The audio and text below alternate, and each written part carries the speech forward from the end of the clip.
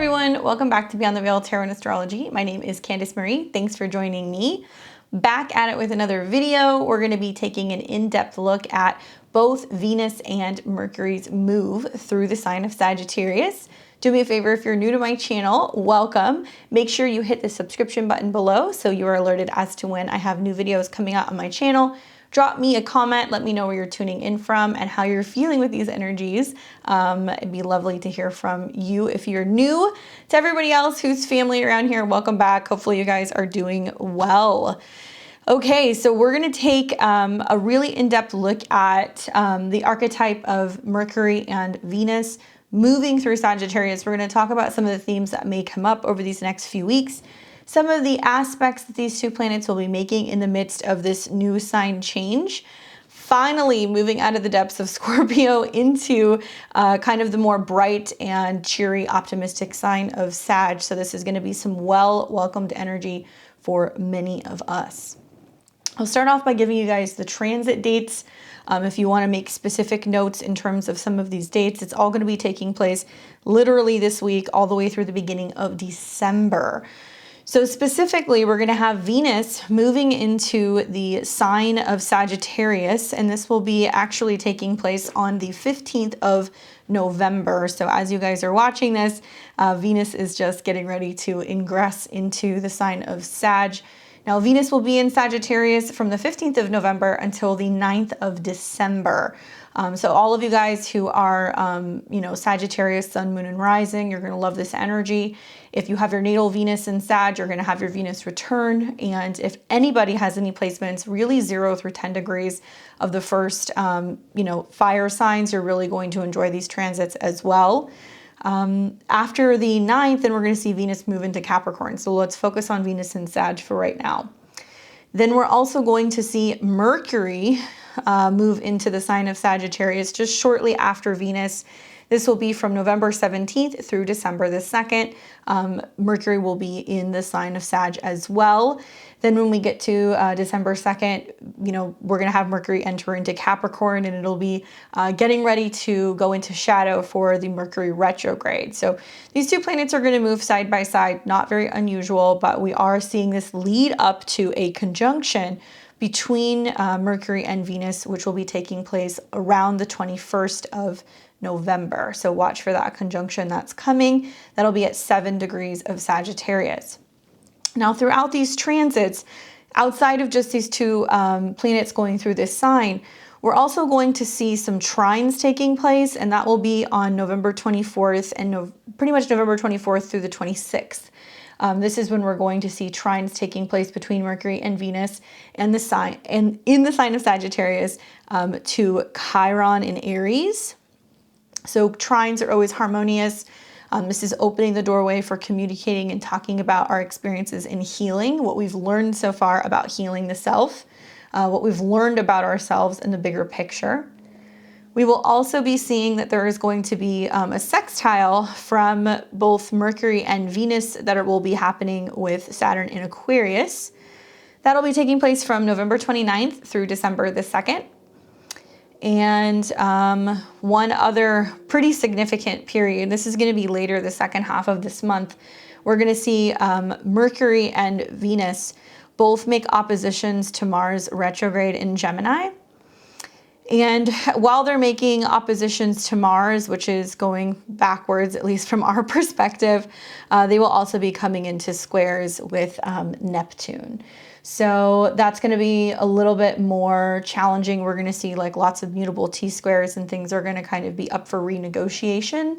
I'll talk about it as we kind of go through the transits one by one. But if you guys just wanted to know the major aspects, that's what we're going to be looking at for those dates.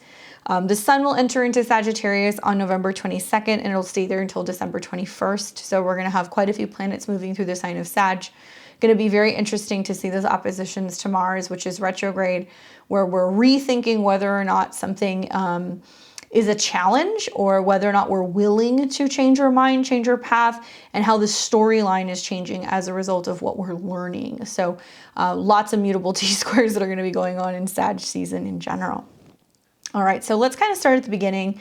let's talk a little bit about breaking this down in general and why I think that this is such an important transit to really kind of be touching on and talking about. Part of it is because, you know, the North Node is ruled by Venus, right? So North Node in Taurus, pleasure, our security, our self-esteem, our food, our money, our resources. So this is really important because all year long, because this North Node is in Taurus, whenever Venus changes signs, we really want to know like what's going on with Venus. So if we take a look at the relationship that Sagittarius has to Taurus, this is exactly 8 signs away from Taurus. So if you were like a Taurus rising, Sagittarius would rule your 8th house, which is about regeneration, transformation, intimacy, sex, you know, psychological things, karmic kind of entanglements, other people's money, joint banking, resources, all that fun stuff. So I think that having these planets move through Sag and creating these uncomfortable angles both to the North Node as well as Uranus represents where there is a profound shift and change and transformation going on in the way that we communicate and talk about some of these topics. And it's going to be very much globally because Sagittarius deals with what's going on across the globe in a variety of different places. Okay, so both Sagittarius and Pisces have connections to things that are kind of globally or international in general. Now, like I said, that North Node being ruled by Venus and Venus moving into a fire sign just in general is going to be more action oriented. So Sagittarius is naturally, because it's a fire sign, more of a masculine energy. So we're going to see it kind of actually kind of pick up and run with some of these Venus related topics in general. Having Venus, you know, be so close to Mercury throughout these transits taking place as well, I really see this as more of like a mind-heart connection, right? Because Venus is about that opening that we have, the receptivity, harmonious relationships, diplomacy, like the ability to unite and bring people together. Does rule relationships, marriages, anything in regards to, you know, socializing, art and music and food, and anything that's really kind of connected to stuff that's beautiful, right? So Venus doesn't necessarily have to be feminine. It's just kind of that feminine embodiment in regards to what we're attracted to, right? What we want to touch or eat or smell. So the fact that it's in a fire sign is going to be very action oriented. We're going to see more action revolving around Sagittarius topics. And the close proximity, I think, to Mercury has us kind of having this mix of logic and emotion as these transits kind of move together. I, for one, am excited to see Venus kind of pull ahead of the sun a little bit more. Venus is going to get ready to kind of be visible. We've had Venus go through some rather treacherous transits over these last few weeks. She's been very much entangled with the South Node, so we've been kind of feeling this release and letting go and loss. She's come into oppositions with Uranus, which has been very destabilizing for the financial markets and for some relationships. And she's also encountered some very challenging squares to Saturn, where she has kind of felt a little kind of beaten down. So Venus is now going to get ready to pull ahead of the sun, and we're going to see towards later in November, she's going to become more visible, which means we're going to see more positive kind of aspects in relation to Venus. So we're kind of getting out of that kind of funk that she's been in so recently. Hasn't been in best kind of placements really since Venus was in Libra a little bit more than like a month and a half ago. So I'm really excited to see what's going to happen with Venus's transit, because I think relationships are going to be a little bit more harmonious, and we're going to be able to kind of see the silver lining of some of the more challenging things that we've been going through in terms of relationships and resources over these last few weeks. Now, when Mercury comes into close proximity with Venus, we see that also there's an opportunity to be able to kind of communicate from the heart or speak from the heart. So we may feel through these transits over this next week or so that it's the right time to tell someone how we feel, or it's the right time to kind of discuss relationships or partnerships or anything like that. Part of that is because we're more mentally in touch with our feelings when Mercury is in conjunction to Venus, and it's going to possibly be easier for us to express ourselves. Now, taking into consideration, you know, technically we see Mercury being associated with its exaltation in Virgo or the sign of Gemini. So when it's in an opposite sign, it has a tendency to kind of go one of two ways. It can definitely be kind of larger than life, and it can have a tendency to kind of tell tall tales, and it can kind of go a little bit above and beyond and might stretch the truth a little bit, but it can also have a tendency to be like, okay, let's talk about the bigger picture. Where are we going? Let's not just talk about these little details in our day-to-day. Let's talk about the overall plan. So there can be more optimism when it comes to talking about love and relationships and what things could be, or being more optimistic about some of these shifts that are going on financially. People might be more optimistic that we're going to see some financial improvements, or possibly even some like lessening of inflation. It's kind of the feeling that I'm getting, because the North Node Uranus conjunction really is about inflation, and all these planets are in conjunct this. So it's saying, it's trying to say like, yeah, things have been difficult, but we're going to come out the other side. So we might actually hear more positive news financially in the markets. I anticipate that things really aren't going to kind of stabilize more so until closer to January. So I just want to let you guys know that this is just kind of talking about that things will get better. It doesn't necessarily mean that it's getting better immediately. Venus is still going to go through quite a few aspects, which kind of talks a little bit about like everybody's going to have their own perspective. And I think as Venus starts coming into like opposition with Mars, squares to Neptune, what is abundant or beautiful is really going to be like in the eye of the beholder. So it's like, if you feel like something is better than it used to be, that's going to be your perspective. If you feel better about your resources, if you feel better about your relationships, great, but not everybody's going to have that same kind of perspective. It may be also a time where you start thinking about showing appreciation or communicating or talking to somebody more about them. And there might be more kind of Sagittarius type of ways of displaying your love for somebody. So it can be, hey, I booked a trip, I booked a vacation, you know, I want to go to this place with you. I want to share this book with you. There's this author that I really love. Let's take this class together. These are kind of like Sagittarius things that we might see. I also feel like it's a time where there is an intellectual side to relationships. And so what I really like about Mercury-Venus conjunctions is that it can also be about getting a compliment or getting a letter or a love letter, a gift, or possibly even money. But this being in the sign of Jupiter, and we've got Jupiter that's in Pisces right now, I think it can be a lot of like expressing and telling people how we feel, but they may not know how we feel. So it can be like this grand reveal of like finally opening up and telling somebody, how you have felt about them for some time, or vice versa. So something like that can be happening. Mercury-Venus contacts also are really wonderful for anything that involves like calligraphy or drawing or sketching, typing, writing poetry, music, crafting. So those of you guys who are really into that stuff, you might be interested in like doing that. Preemptively great for like crafting and like designing for the holidays, or if you're hoping to make homemade gifts for someone. It's a wonderful time to be doing that with some of these transits.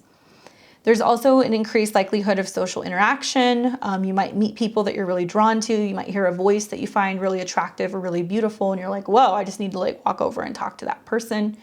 You may find new books that you really like. You may also find new podcasts and like radio stations and like writers and other people where you really like their tone. And whether that's literally how they sound or the way that they're kind of like writing and creating, it might kind of just draw you in general. But like I said, because this is a sign that is associated with Jupiter, I think that it's going to be more positive and more expansive. I think Venus in Sag, it's very warm, right? Culturally diverse, and it really encourages us to really use relationships as an opportunity for growth and expansion. So whether that's relationships with our teachers, our gurus, our mentors, it can literally be relationships that we have with people at a distance, or the relationships that we have with others in another country or in another culture, writing back and forth, getting to know one another, and really kind of expanding our perspective on the world, and like learning to love people of all different backgrounds and nationalities and races and ethnicities, like can really expand your ability to feel connected to people around the world in general. So it's great for like pen pals and stuff like that. What I like about Mercury in Sag, this is the more positive side of the Mercury in Sag, is that Mercury in Sag has a tendency to kind of just be like really direct in between the eyes. Like these are people who are straight shooters. They're really honest and they don't really want to beat around the bush. They want to communicate quickly and they want to get the point across. They're really funny. They have a sense of humor. Sometimes they can be a little too candid, but for the most part, they don't really mean any harm. They're just kind of like jokesters, you know? And they're very busy. Like I find that Mercury and Sag can be very productive, but at the same time, because Mercury is technically, you know, in its fall, we see this sense of like a darker side of Mercury that comes out where it's not really interested in getting somewhere quickly. It kind of gets distracted, or it has a tendency to focus more on the journey rather than the details. So it can have a tendency to overlook details, or like I said, it can, you know, be a little over the top with storytelling, and it can have a tendency to kind of stretch the truth. That's definitely something that I want people to be mindful of in general, especially as we start seeing like where Mercury and Venus start coming into squares with Neptune later in this transit. Now, Mercury being in Sagittarius, I think is going to have the media or newspapers or social media or just people like really communicating and like talking more about what's going on globally. And it's going to be interesting to see how this happens because planets will start making oppositions to Mars retrograde, which I think is like people walking back statements on things that they've said previously, or uncovering something to you know, larger audiences that was perhaps concealed. Definitely lots of issues with deception with the media, social media, things like that with this Mars square Neptune. And I think that we're going to see things get really colorful as planets go further through Sagittarius, making both Jupiter and Neptune kind of the focal point of what will be a very complex mutable T-square, where we have to ask ourselves, what do we believe in, right? What could the future be? What is the truth? What is the higher lesson here? So you might find yourself throughout some of these next couple of weeks asking yourself, like, what is the point? Like, why is this thing like cloudy, or why is this falling apart, or why is it that this just keeps coming back up? And we're going to see lots of differences in opinions when it comes to both Sagittarius and also Pisces related things. So this is going to be stuff relating to culture, travel, how we are handling or conducting business or foreign affairs in relation to how other countries are handling it, or what we don't know, or what's being hidden, or what our intuition is telling us. I've heard lots of crazy stuff. Like, I'm not going to get too into it, but I'll just say that like some of these things are already happening between how we're hearing about changes that are going on in terms of like how we're handling, you know, global affairs with finances and with money. I also think a lot of this is going to be about not just cultural, but it could be legal, because Sagittarius could be legal, or it could be like religious differences.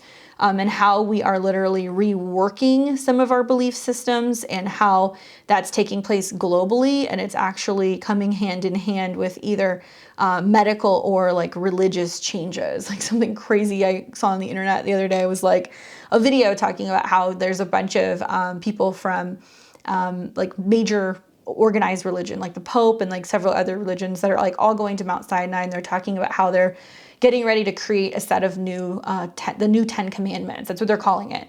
And they're saying that it's going to be relating to the 10 Commandments and like climate change and climate action. But they're calling it the 10 Commandments. And I think that that's interesting, because I've said before that, you know, these mutable signs, they do deal with weather and changes or storms. And certainly, you know, Sagittarius can be law or order or higher kind of order of beliefs, or what's the right thing to do. And then we've got all these placements that are in Pisces. So I'm really curious to see what happens over this next month legally, culturally, and religiously across the world, and where we start seeing people who are kind of arguing about their opinions when it comes to what we're rewriting or reworking, or what laws or literal commandments are being changed. I don't know, we'll see. Just kind of food for thought. That was something that really kind of threw me for a bit of a loop watching that. Venus and Mercury, I guess this buildup really is coming to the 21st, when we're going to see these two planets meet at 7 degrees of Sag. Really interesting, just considering that sevens are associated with like relationships, partners, marital agreements, business contracts, two people. It's very much like a Libra degree. Just coming into what will be a new moon in Sagittarius that's going to be hitting closer to the 23rd. Even during the time of the new moon, these two are still rather close and almost conjunct. So this is a day that I would watch, where there's definitely going to be themes revolving around what new intentions we're setting for how we're communicating with other people, and being more positive and optimistic about what the future may hold when it comes to our relationships with other people. It can be clients, it can be therapists, it can be best friends, business partners. It's not limited to just romantic love, especially with these placements in Sag, because Sag basically, similar to Gemini, it needs a lot of room to roam. So if you have a natal planet in Sagittarius or a Venus in Sag, there is this sense of not wanting to be tied down. So it doesn't mean that these people can't commit, they can, but there is like a bigger philosophy when it comes to relationships, and that they can be in love with more than one person, or they can be in love with, a multitude of people, or people, in a non-romantic way. You love your teacher, you love your mentor, you love a country, you love a city, right? So it's very expansive when you're dealing with the sign of Sagittarius. And I think that this is a really positive omen coming into the new moon in Sag, because when we get to the new moon, which will be around 1 degrees of Sagittarius, we have the Sun, Moon, Venus, and Mercury all in conjunction. It's a whole lot of Sag energy, man. That's quite a way to kick off Sag season in general. And obviously the ruler of Sagittarius is Jupiter, and we've got Jupiter that's in Pisces. So, much more emotional and expansive in this sign. I'm really digging the return of, the Jupiter retrograde. It's actually going direct right around the time of the new moon. So we've got like Jupiter that's really strong, and it's really expanding our beliefs and our spiritual energies and our dreams, and our intuition. And it's wrapping up a storyline of having been in and out of Pisces now for a little bit more than a year. So by the end of December, Jupiter will return back to the sign of Aries. So I feel pretty positive and pretty optimistic. Just the fact that you've got this conjunction going on, and a handful of planets now that have moved into Sagittarius, that's going to start building into sextiles with Saturn. So we're going to start seeing things physically kind of gain momentum and have more stability. And we're also going to start seeing a handful of trines to Chiron, which is going to allow us to have the opportunity to kind of heal. So some sweet and salty aspects. It's not all going to be challenging with some of the mutable squares in general. Okay, so I gave you guys the dates. We talked a little bit about what these aspects kind of mean. I will take you now throughout these days. So let me go back a little bit, so we can kind of go day by day, and you can take a look at how this works. So starting with the 15th, it'll be later than this. Venus is going to go into Sag in the evening of the 15th. And like I said, Venus will stay there until December 9th. 2 days later, we have on the 17th, Mercury enters into Sagittarius. So they're both going to be in this sign, and that'll be there until December the 2nd. We're looking at November 24th. And that is when you're going to see, just after the new moon, but this is going to be when Mercury is going to trine Chiron. So we're able to kind of communicate and really kind of make sense of what we've learned about our own personal lessons and healing, and what we have been willing to acknowledge in terms of our own personal faults or injuries, pain, anything like that, and how it's a part of the bigger picture. But it's definitely a day where we can have some kind of clearing of the mind or the body by communicating and expressing, what we've learned about what we've worked through personally. Fire trines are always very active. And you'll see that trine being active really all the way through the 26th, because then Venus comes in on the 25th and trines Chiron as well. Venus trine Chiron is really great for emotional healing, romantic healing as well. All of that is at a 12, so it's very kind of hidden and psychic and spiritual. It might not be something that you necessarily see physically with your eyes, but you can just kind of feel like there is something that has kind of a weight that has kind of lifted off of you. obviously staying warm, you know, being active, being able to kind of release some of this stuff. I think of like Venus and Mercury as like where we can journal to get these feelings out. We can go for a walk, we can go for a run, we can do breath work exercises, anything that's going to kind of get your blood flowing, or like literally allow you to kind of move around and travel as a means of being able to kind of heal. So I could definitely see traveling being therapeutic for some people throughout this transit. So that trine to Chiron will be in effect until about the 26th. Then I'm going to take it to the 29th. And this is when we start seeing the sextiles taking place. And this is cool because this is another Libra degree. So first we see the conjunction at a 7, then we see the conjunction at a 19. And this forms a sextile to Saturn. So Mercury sextile Saturn, laying the groundwork for communicating agreements, you know, timelines, deadlines, being able to execute, you know, business deals, contracts, things like that. So that's really helpful. I will say though that the next day on the 30th, as the moon is coming into conjunction with Neptune and it squares Mercury, it's not ideal. There's definitely going to be some challenges here.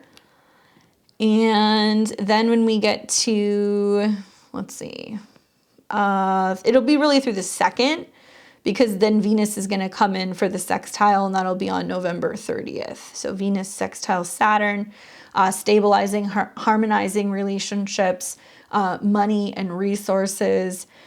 I have a hunch here, and I'm going to just come out and kind of say this because I even though these sextiles are positive, to me this looks like a hot mess with the moon coming into conjunction with Neptune and the squares to Venus and Mercury, and then the oppositions to Mars.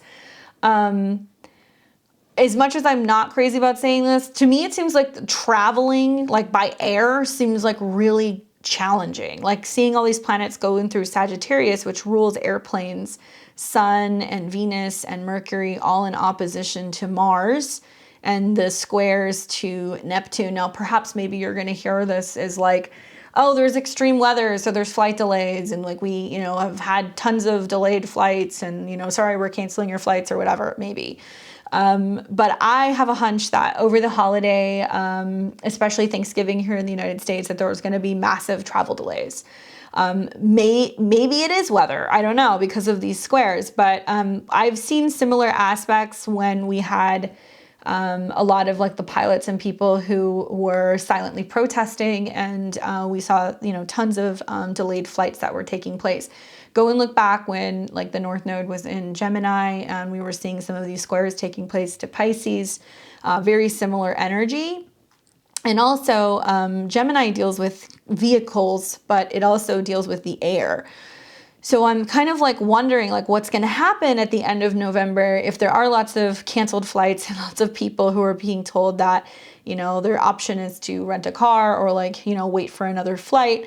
You do expect there to be some travel delays, just a heads up for those of you guys who are traveling. The squares to the moon and Neptune and Jupiter makes me feel like it's stuff that's like hidden in things that are going on behind the scenes that you would never know. So many people may not even be told what's going on. Maybe there are going to be less people working control towers, or maybe there are going to be people who are silently protesting and that aren't necessarily going to be wanting to show up for work as pilots. But I'm anticipating something like this is going to happen, unfortunately. Then we take this to where things get even a little bit more hairy, and this is going to be obviously the 29th through the 4th. But I think the 29th and the 30th with that moon transit definitely looks a little suspicious to me. Like there's something that's just not sitting right, or there's some visibility issues or miscommunication issues. And this is until the 4th. So we go to the 3rd, we go to the 4th here. And that's really to allow both Venus and Mercury to come out of the opposition with Mars and then the square with Neptune.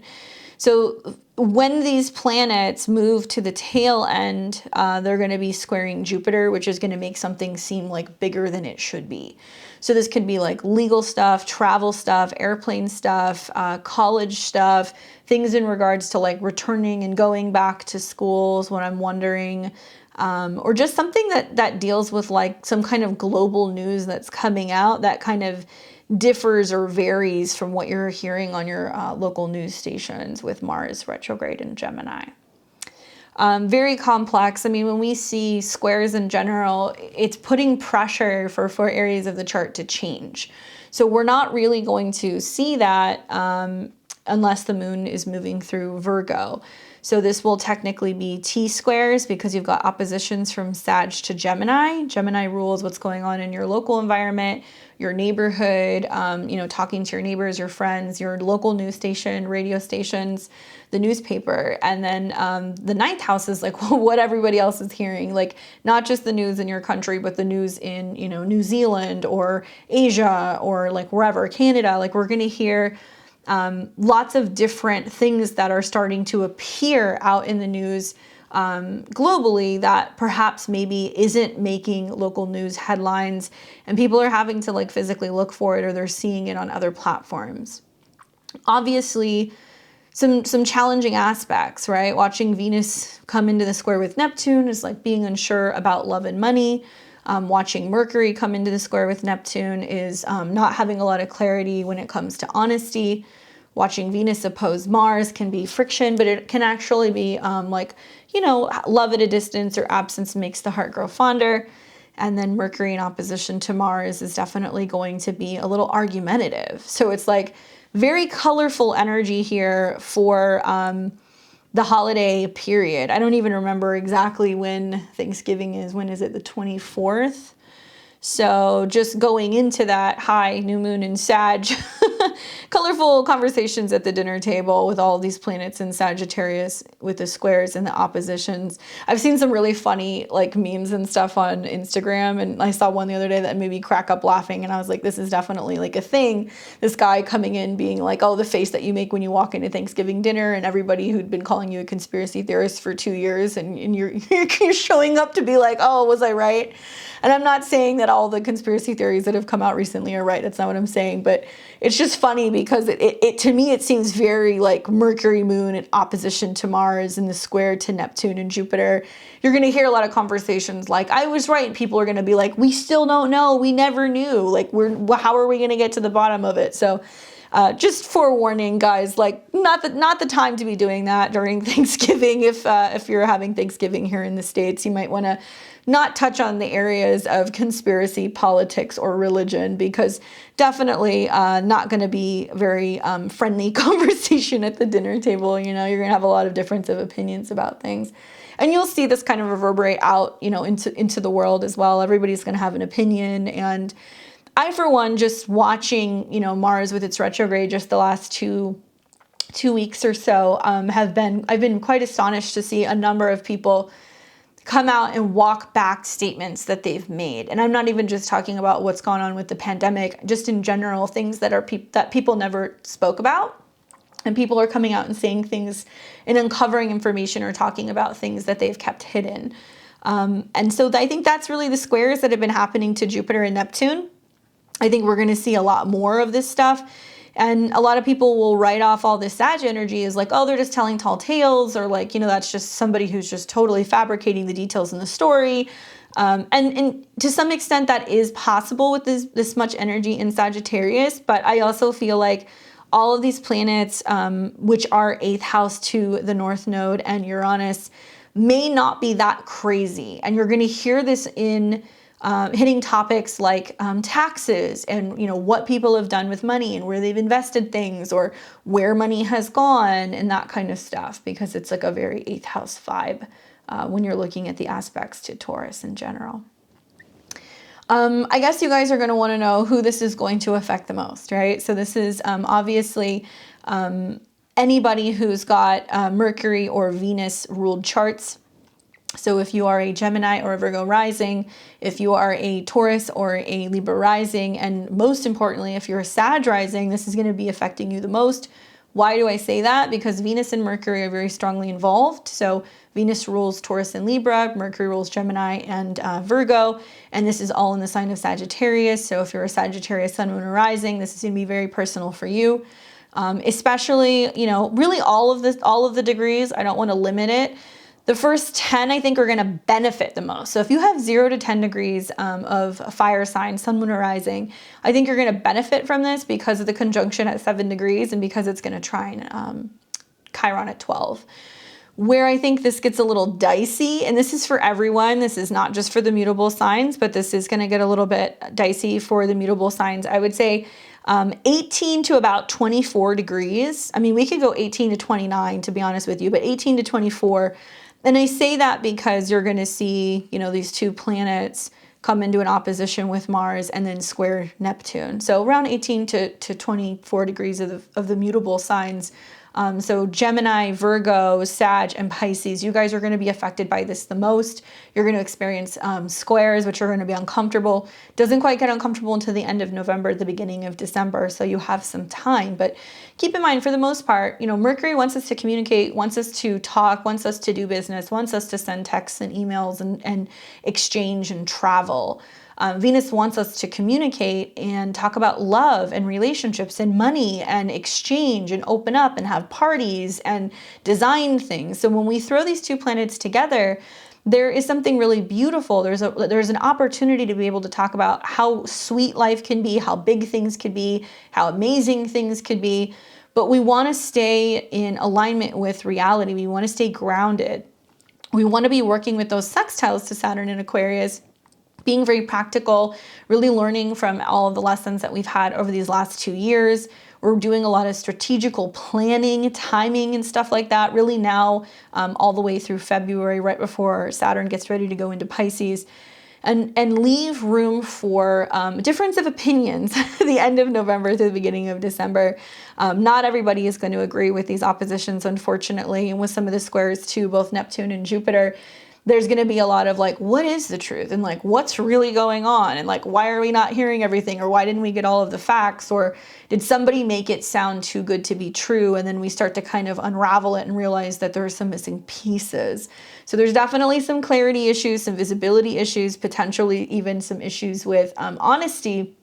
And I think that you guys want to stay really, really, really open to considering different perspectives. But we don't want to make any definitive decisions really until we get out of these oppositions, and also until we get out of Mars square Neptune, which really won't be until closer till about March of next year. So we've got a little bit of time. Now I'd like to take this through each and every one of the 12 rising signs for you guys. As always, my predictions are always going to be for Western astrology. I'm a Western astrologer. I'm going to be looking at this from a whole sign perspective. So you want to look at your whole rising sign first. Listen for your rising sign. That's going to tell you literally where Mercury and Venus are going through in your chart.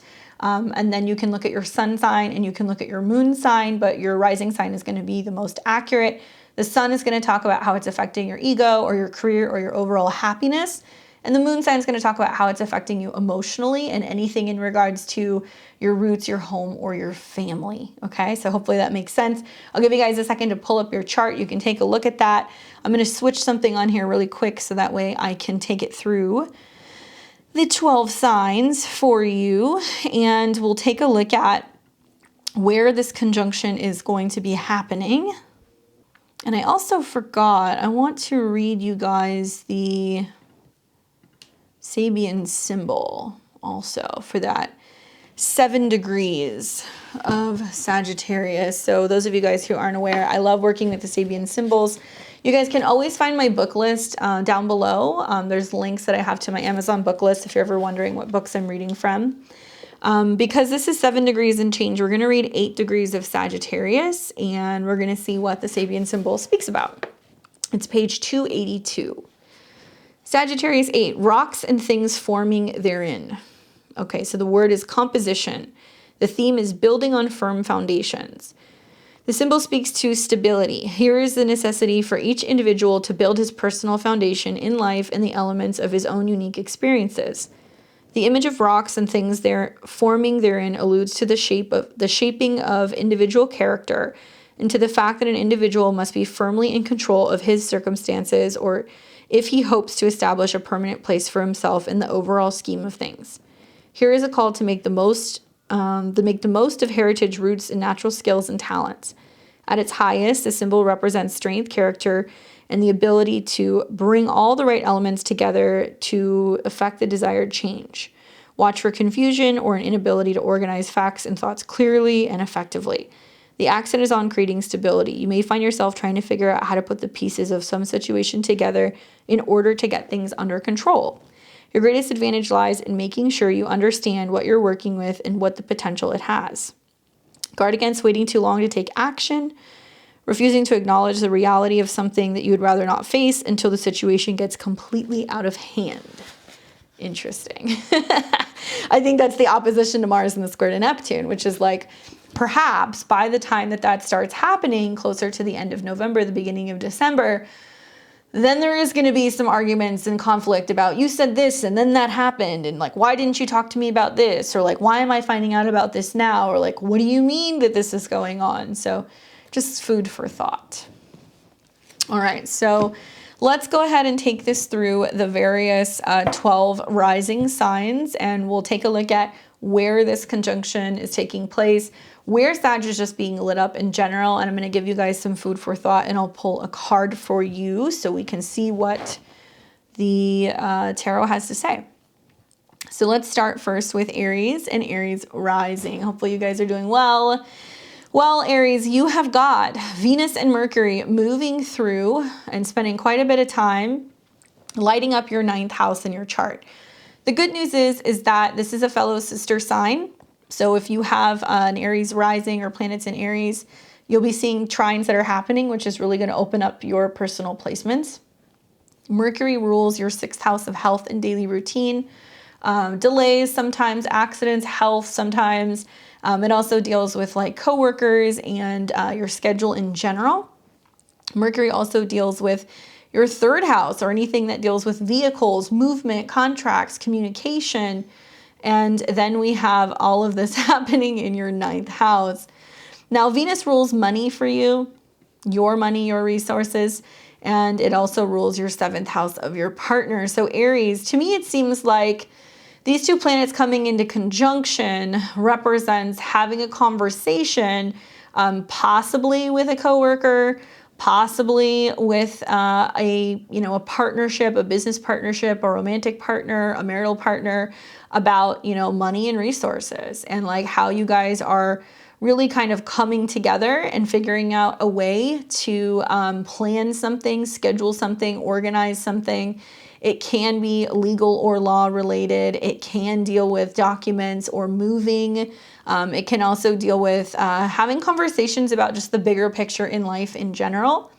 I'm curious to see what happens as planets start going further into Sagittarius and they oppose your Mars retrograde transit, because it does tell me that there is a sense of like needing to learn how to listen and communicate and kind of slow down when it comes to talking to other people about the bigger picture of life and like where you're actually going. So whether this is travel or just learning how to communicate and plan scheduling something with someone, or like literally like learning a new way of communicating, that seems to be like the big kind of theme here. Venus and Mercury moving into your 9th house is about scheduling and timing for things that you love. So it can also be that you're looking into, booking a trip, or you're looking into taking a course or something like that. So that seems to be kind of the theme. I'm really interested to see how these planets, like I said, move through Sag, oppose Mars, which rules your chart, and then square Jupiter and Neptune. So it seems like there is a sense of things coming to you intuitively or in dreams, or you having hunches about stuff and needing to kind of communicate and speak out about, kind of uncovering blind spots in conversations or communication in general. Definitely you can be one of those people who can get hit hard with some scheduling changes or some delays with travel. So just be forewarned. The card that I got for you is the Knight of Cups. I think this is about communicating and wearing your heart on your sleeve. This is also about, you know, being able to trust your imagination, being able to negotiate. Sometimes this is about being a mediator, being able to really kind of put your feelings out there and tell somebody like what's on your mind. This can also be about just learning how to find grace and how you're communicating with another person. Water signs can come in helpful. So you can see that there can be like Pisces or Cancers or Scorpios that can kind of come into the mix. Or just somebody telling you how they feel and talking to you about wanting to spend more time with you and going somewhere together, because the Knights can be talking about actual movement. Okay, good luck. So let's take a look now at Taurus and Taurus rising. What's up, Taurus? Hopefully you're doing well. You have got Mercury and Venus meeting in your natal 8th house. So this is important because obviously Venus rules your chart. Okay, so Venus in the 8th house, kind of sexy, mysterious, definitely talking a little bit more about partners' resources, investments, loans, you know, things that are owed to you, insurance. That could be something else that's kind of coming up. Venus rules not just your sign and your body, but also your 6th house. So there is some sense of maybe organizing documents pertaining to taxes. That could be something that's going on, or that you personally start doing some research or organization of some kind when it comes to, yeah, I think documents personally, especially documents relating to spending and money and resources. So it might benefit Taurus risings to kind of get the show on the road a little bit early when it comes to preparing your taxes in general, getting your receipts together, getting your documents together, everything ready. So there's no surprises or anything during tax season in the new year. Being that it's in conjunction to Mercury, especially if you're like a Taurus or a Taurus rising that's self-employed, I could see that being a huge theme because it does involve Mercury, which is your 5th house lord, which can be about self-employment. It can also be about how much money you've been spending on recreation and like kind of looking at how much you've racked up in a credit card bill or what it is that you have to kind of pay off. Now, Mercury doesn't just rule your 5th house of playtime and fun. It also rules your 2nd house of your personal resources. So I could see this as like you kind of going like, okay, like I want to book the trip, but I'm gonna put it on my credit card, but do I get points? Like looking at the exchange that you get for that. It also involves Venus. So this can be about talking to a partner about new ways of drumming up business. It can be really good news for a partner in general because the 8th house is other people's resources. It's 2nd to your 7th. So if you have a business partner, if you're married, if you've got a romantic partner, they may share some kind of news with you and new information about potentially making money together. Or it can just be about organizing, you know, joint resources and kind of getting things a little bit better organized if you do some kind of like taxes or if you have a business together, if you have joint banking in general. But it looks pretty positive to me. Okay. So let's take a look at what the cards say for you, Taurus. One thing I will say is things do get colorful for you, Taurus, when planets go into your 8th house, because there is a handful with the Sun, Venus, and Mercury in your 8th house in opposition to Mars. And it makes me feel like there can be some challenges that you have with another person and that you're kind of like, okay, well, you know, like this is what you owe me, or this is what we need to pay. And you're going to have some kind of back and forth with a partner or a client or someone who basically has different spending habits than you, or they may also have different interests in how they're spending their resources. Like you might have to kind of put your heads together and kind of talk a little bit about sticking to a budget, especially with Mars going retrograde in your 2nd. To me, it seems you're already kind of dealing with cutting back or like losing one stream of income. So you're having to kind of figure out how you can kind of make up the difference.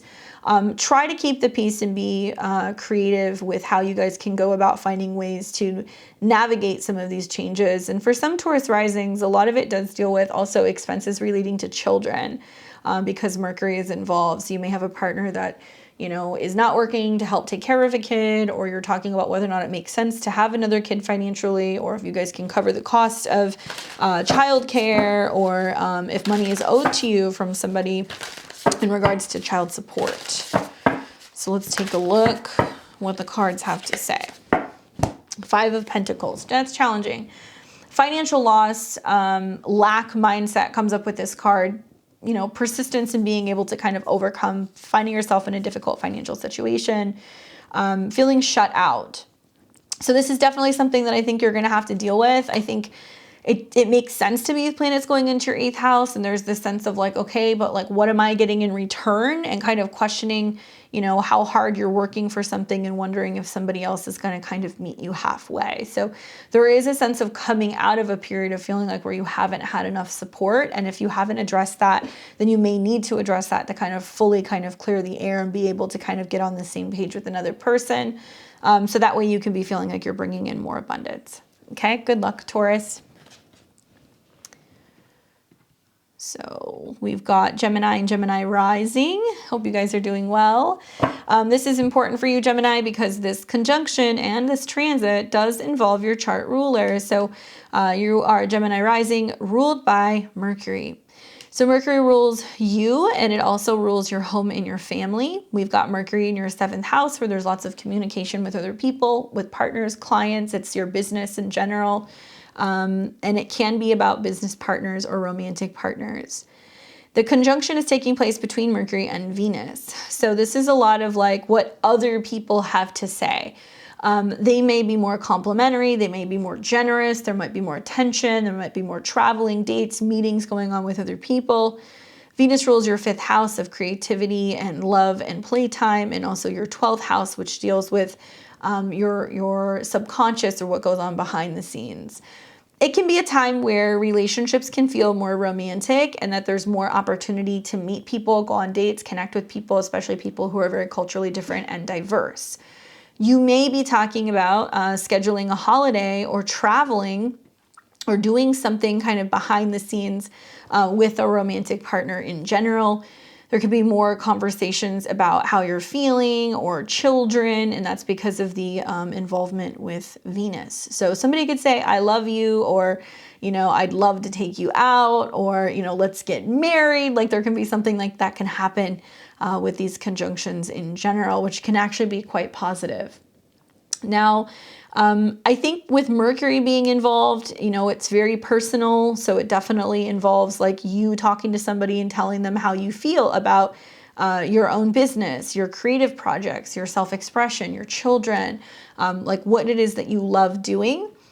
And also your 4th house, which deals with your home. So I'm wondering, like, are some of you guys talking to partners about moving in together? Are you maybe talking to somebody from your past? Have you reconnected to somebody from your hometown? There can be a sense of you having more positive, harmonious conversations with family, perhaps maybe getting, you know, family involved with meeting someone. You know, I could see some Gemini risings that are bringing someone home for the holidays, having them meet the family for the first time, or having new traditions that are going on at the end of this year and integrating more of your partner into your everyday life. So about to be really active for Gemini risings with the Sun and Venus and Mercury, and you're also going to have a new moon in your 7th house, which is really bringing the attention to other people in your life. Later in this transit, you will see all of these planets come in opposition with Mars, which tells me that there may be a difference of opinion that you have with another person, that you may have different goals because Mars rules goals, that you may actually have some distance. You might have a partner that's traveling for a little bit. You guys are actually apart. That might be how the opposition works. But, you know, I could see these oppositions as kind of like absence making the heart grow fonder, while Mars goes retrograde in your 1st house. And it's like a period of you reworking something about your health, your body, and your routine. And you may find that with the oppositions, it shows you like who your true partnerships really are, that as you're in a period of kind of going through change and transformation, the right people will stand by you and they'll support you no matter what. Let's see what the cards say for you.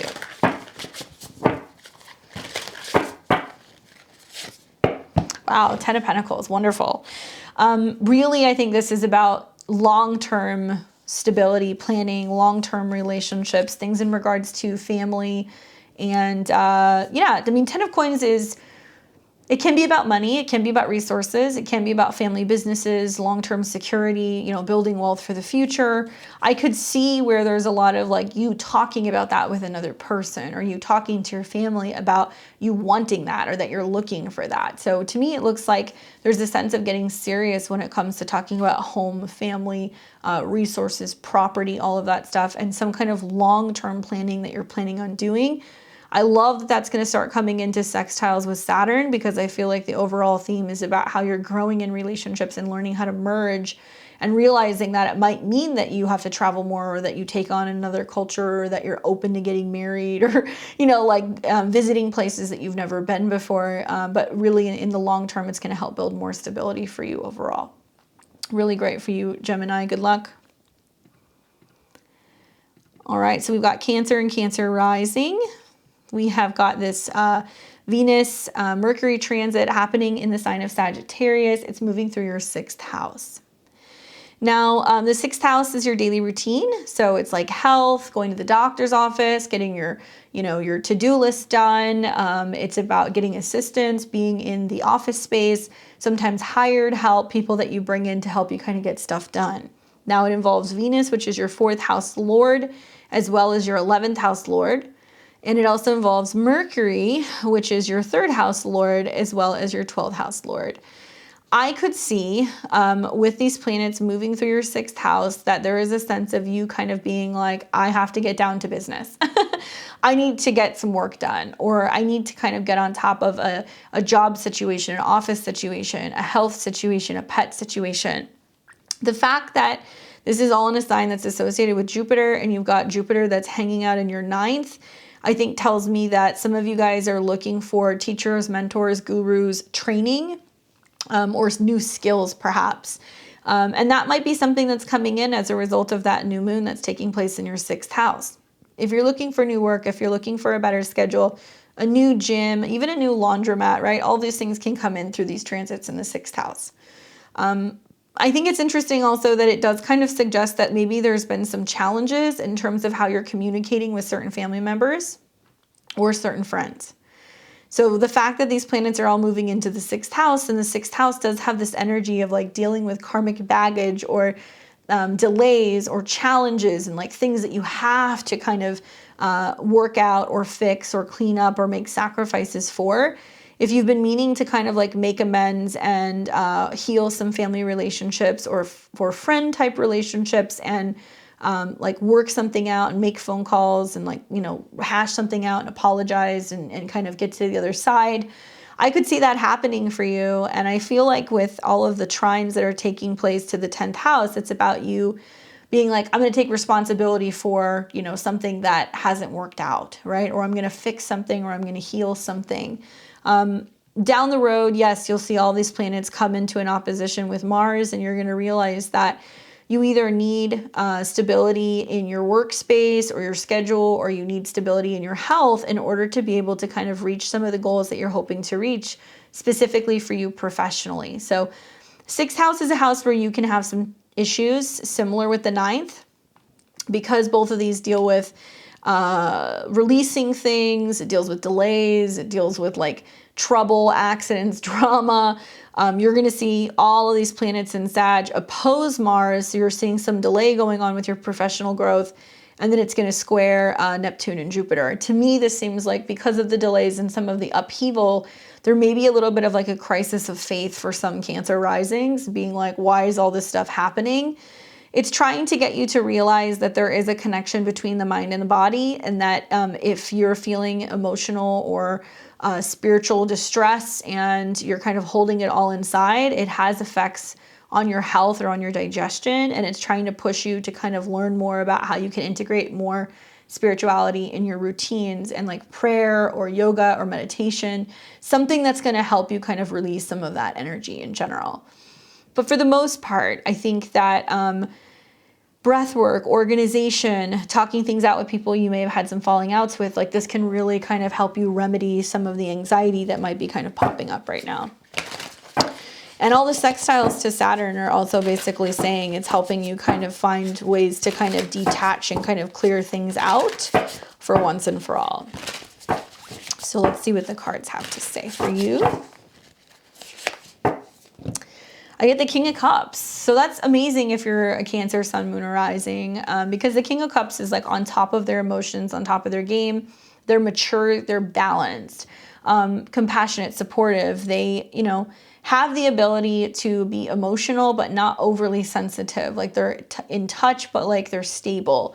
So if you felt like there hasn't been a lot of stability recently, or there's been just like a lot going on for you, making you very emotional, I think having all of this energy in Sag and also Gemini is really positive, because it's adding a little bit more fire and air to some of these water trines that you've been experiencing as a Cancer rising. And it's kind of like helping you kind of toughen up in a little bit and really kind of come up with like a master list of things to kind of work through, so you can feel like you can be more productive and start kind of cleaning certain things up, so that way you're not feeling like you're having so much interference. It's helping you get out of your own way, basically.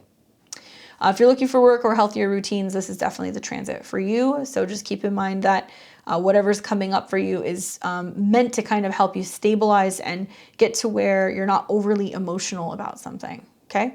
Hopefully that's helpful for you, Cancer. We've got Leo and Leo rising. What's going on, Leo?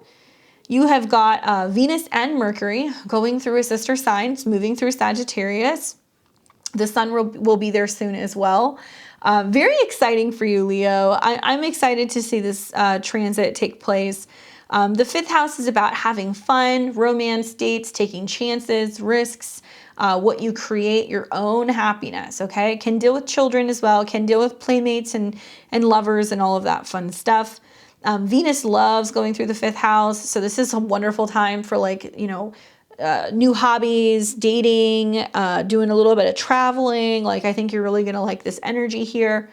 Venus rules your third house of communication, vehicles, and travel. It also rules your 10th house, which deals with your career.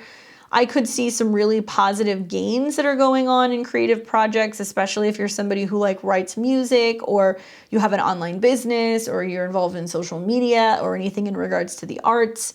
There can be some really amazing agreements and contracts that can roll in that can really help you expand your business.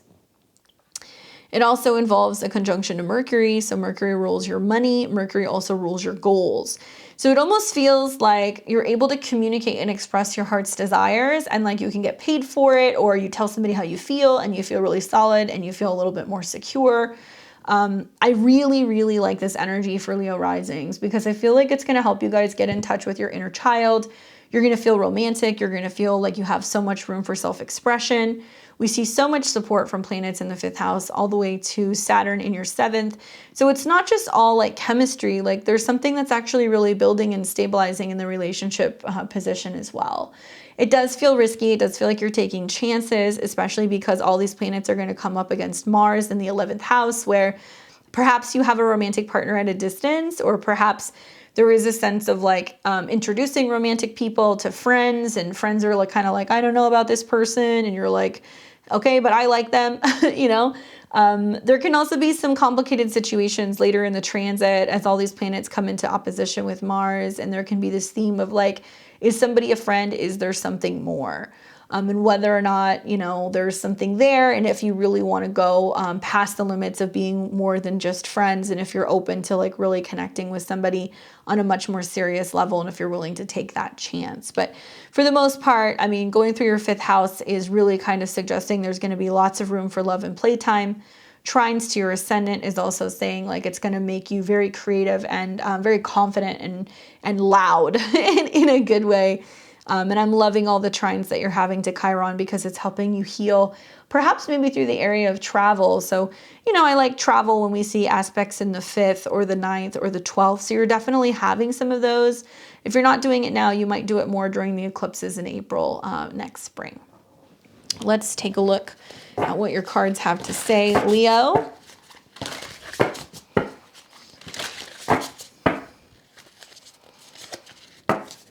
Cool. I get the Queen of Swords. Communicating, speaking out. I mean, I think with Mercury and Venus conjunct, it's like, I love this. I love that. Or, you know, I just have to like write that letter, or I just have to like get up on stage and tell my story. It's about being outspoken.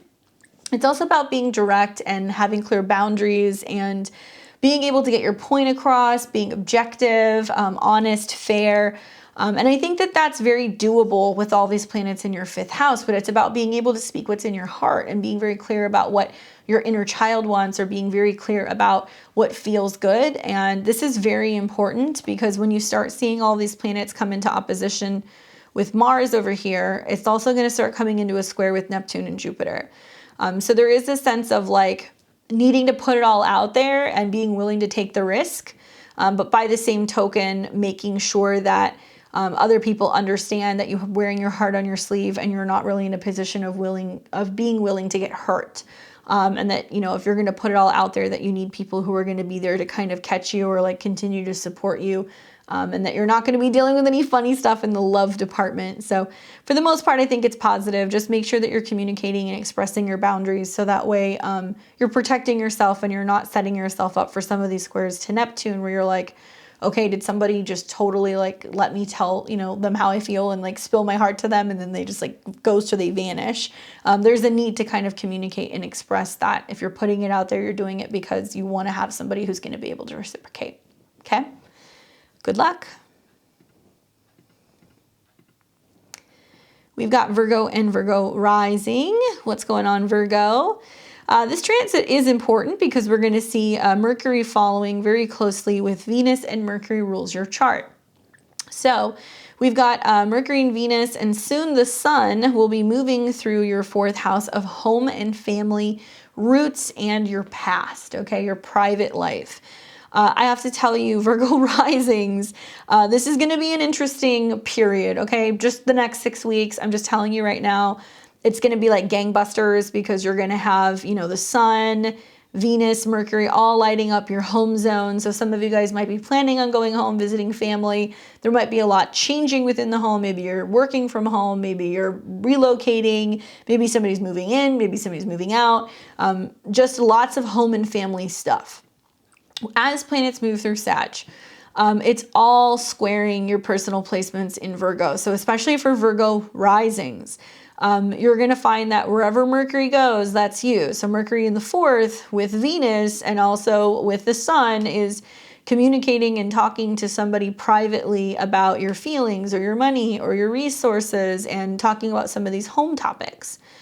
It will all come into oppositions with Mars. So it's going to be like, okay, I've got all this home and family stuff going on, or these responsibilities at home, and it's being challenged by some changes in the work front. So maybe you're in between jobs, you're quitting jobs, you're changing jobs, you're juggling 2 jobs, whatever. And then it's all going to come into squares with Neptune and Jupiter. So it's going to be like, for those of you guys who are single, you're going to feel like I'm working my life away. What kind of a life am I building for myself privately? You know, do I like where I'm living? Do I want a partner? Am I there for my family? You know, do my kids need me? Does my partner need me? And you're going to start to kind of question what you need to change and transform at work to kind of be better grounded and kind of supportive of your family, or creating space to be able to kind of have a private life or have relationships. So this will be very complex for Virgo risings because you're going to see a grand mutable cross take place, and it's going to get real. So hang in there. When we see these squares, it's meant to be creating change in 4 areas of your life in general. I think that this helps, though, having Mercury and Venus in conjunction. So there's a lot of like you telling your family or your partner or your roommates, like, this is what I can spend, this is what I have, this is what I can do, right? So it's a wonderful time for like redecorating, organizing, having people come and stay, visit, putting new art in the house, like stuff like that, where you're decorating and that kind of stuff. If you're going to do that, do it towards the first part of the transit. So I would say like try to do it pretty much between, let's say, now and the 24th.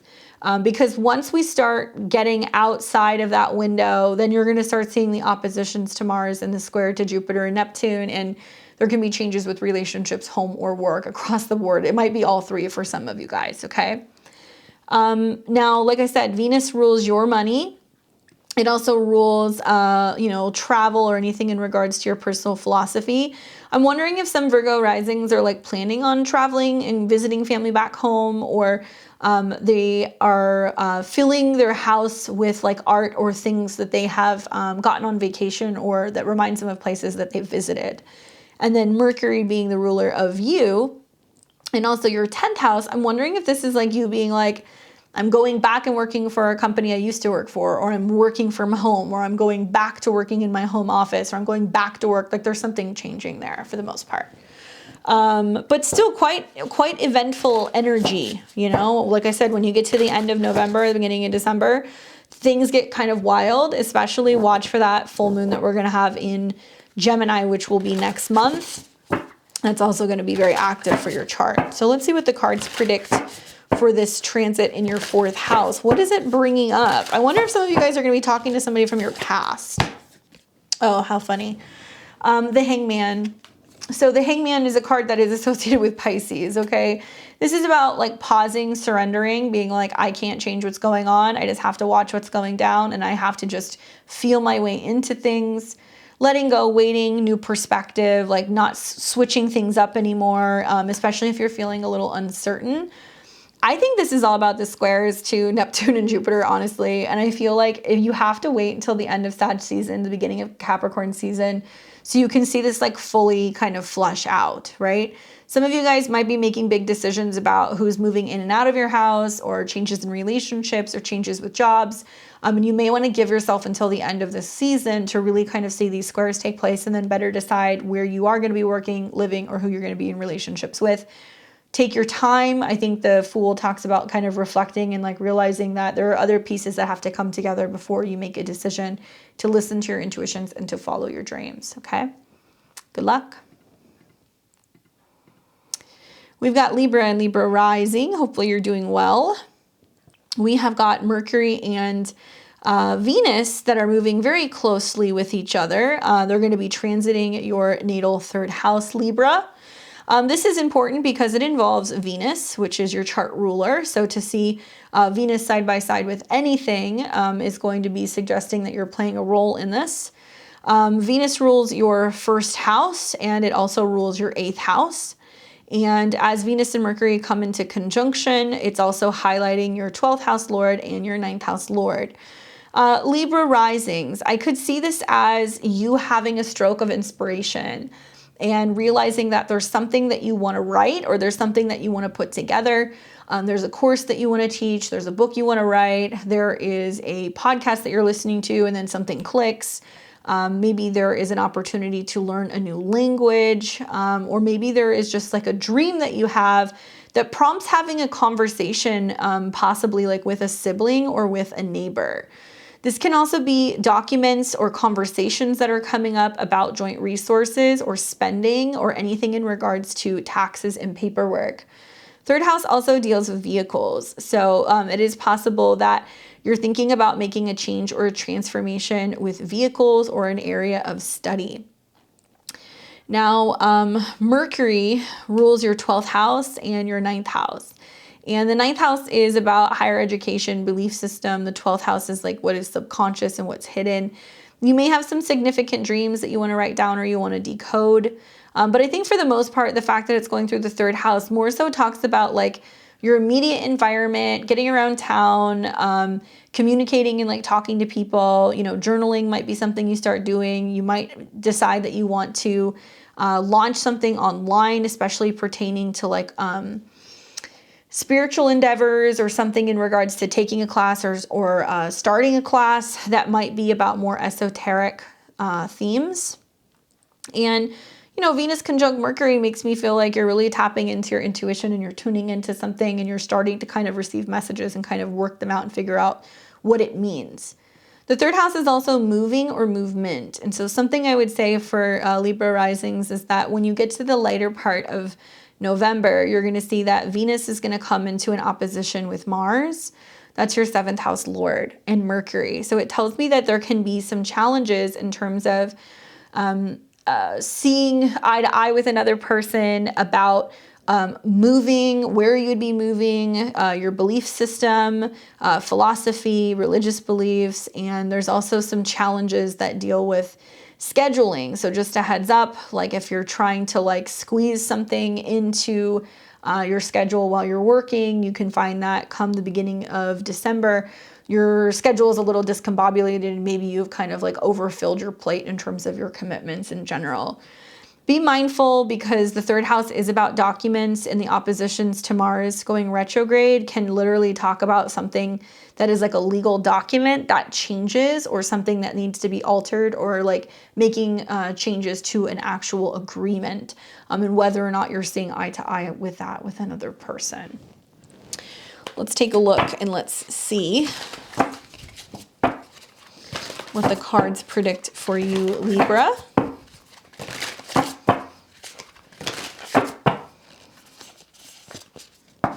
The Emperor. Definitely was tuning into that Mars opposition. I think it might throw you for a little bit of a loop. This is a positive card though. So, you know, the Emperor is about handling business. It is about Mars. It is connected to husbands and fathers and business owners and like strong masculine assertive energy. It's about discipline, control, and stability. So I think it's about you trying to find ways to like find more stability with your schedule or with your health. And the third house is the mind. So as these planets go deeper into Sag and they come into an opposition with Mars, which looks like that's going to be happening closer to the 29th of November through December 4th, watch for challenges in terms of how you're communicating with other people. To me, it seems like there's going to be some unexpected roadblocks and scheduling issues that are going to come up that may actually hinder your ability to travel, take a class, move. Like there's going to be something like that that's going to pop up.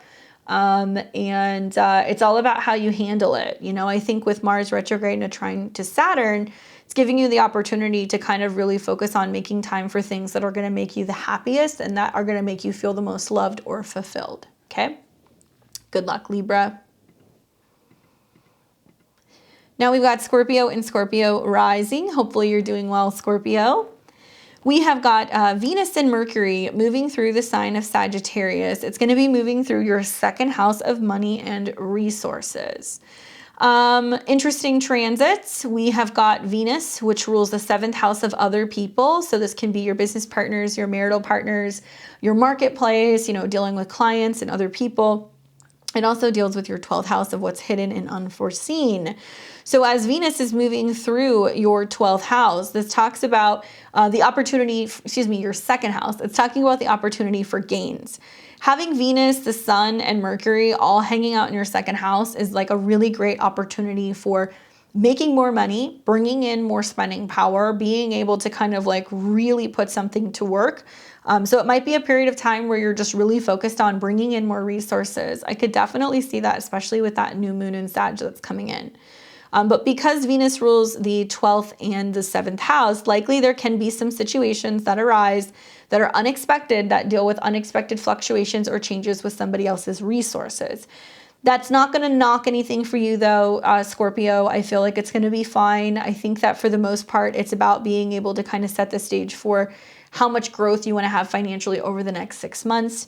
A lot of what I'm telling you should not surprise you because Mars is going retrograde in your 8th house of other people's money. So over the last 2 or 3 weeks, you should have noticed with the Mars retrograde that there have been some changes and some back and forth with people in regards to money and resources. It can mean that you're negotiating something with someone. So if you're selling something or if you're buying something, you know, Mars and Gemini is really great at wheeling and dealing. You might have had situations where people say, yes, I'll pay for this, or I'll give you this much for that, or I'll buy the car, I'll buy the house, and then they switch direction. So a lot of this retrograde is literally about that. Now, as planets are moving deeper into Sagittarius, you're going to see Mercury, which deals with your goals. It also deals with other people's resources. And Venus, which deals with other people and what's not seen, will oppose Mars. Likely you're going to see a situation play out where you're back and forth with another person about how much money you want and how much money they are willing to spend. There can be like a walking back of an agreement or a contract or a negotiation, and it can get kind of clouded, and you're going to wonder like whether or not it's a good idea to take a chance or take a risk on this situation. Scorpio risings in particular, anything that deals with investments especially. Now that Jupiter and Neptune are back together in Pisces at this time, Taking chances with investments or something is something I'd be really careful with, because I could see where there's opportunity for big risk and big reward. But I also feel like if you're taking large sums of money and investing it without knowing whether or not people are actually going to be buying something, or if they're going to be paying for something, or if they're going to be matching what you're doing, there can definitely be some confusion that's kind of going on here. But for the most part, the Sun, Venus, Mercury is really strong for doing business, making deals, having negotiations, really being able to strategize how to make more money. You're setting intentions with that new moon in Sagittarius around the 23rd. That'll take the better part of 2 weeks to see that play out when you have a full moon in your 8th, and you can have a payment come in that could be rather substantial. But it can take about 6 months until we get the full moon in Sagittarius. That's going to be taking place next spring going into summer, where you see your finances really fully blossom and transform. Focus on self-esteem, self-improvement, anything in regards to kind of building yourself up. Watch the spending, because I think that there can be a sense of you spending a lot of money. And with the Mars retrograde in the 8th house, it says that other people are less likely to want to contribute, or there is something going on where like other people are making cutbacks in terms of their resources. Let's take a look at what the cards have to say.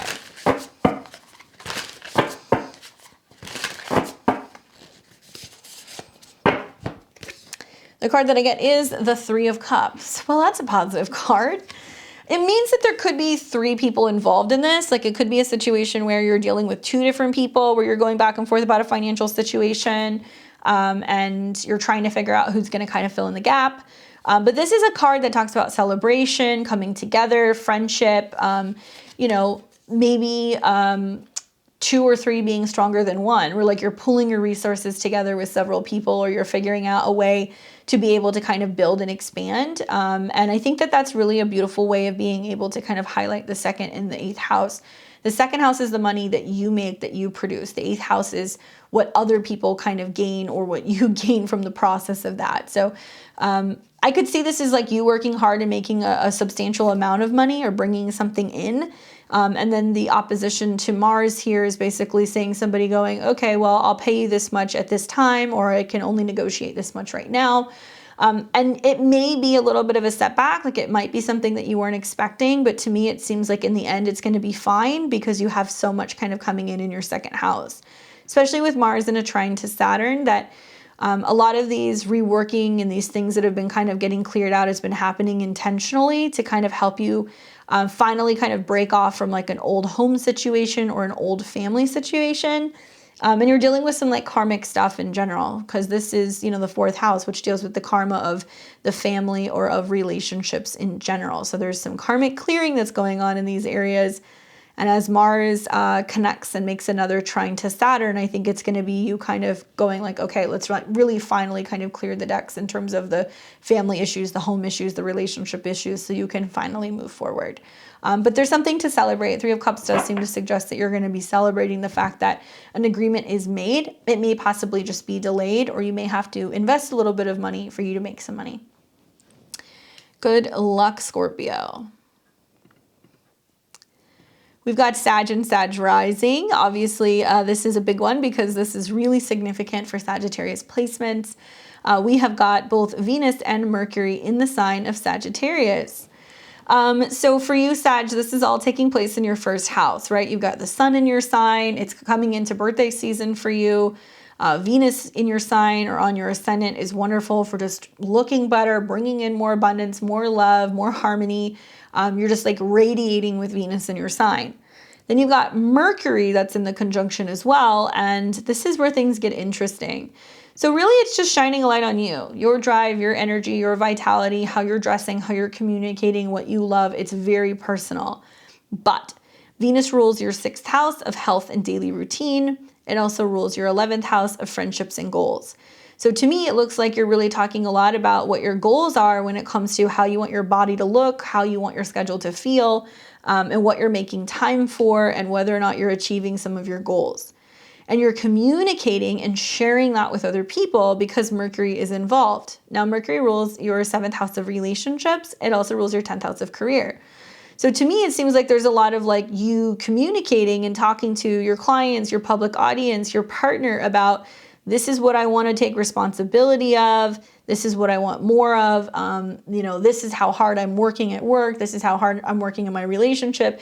You can just be giving a lot of advice right now, basically, and talking to a lot of people about like how you're holding yourself accountable for making some of these lifestyle changes, especially if it pertains to your health and being able to better achieve your goals.